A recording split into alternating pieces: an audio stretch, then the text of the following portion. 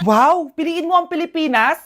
Gusto to na yung piliin mo ang Pilipinas. Proud Filipina kasi ako. Eh di ba sabi mo kanina sa akin, ayaw mo na tumira dito sa Pilipinas kasi sobrang init.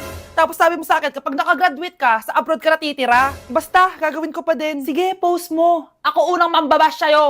Napaka-supportive naman ni nanay. Ano yan?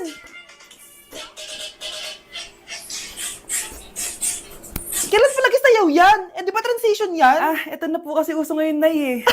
Puro kayo sabay sa uso. Akala nyo maganda. Mukha lang kayo nakakatawa. Basher talaga tong si nanay.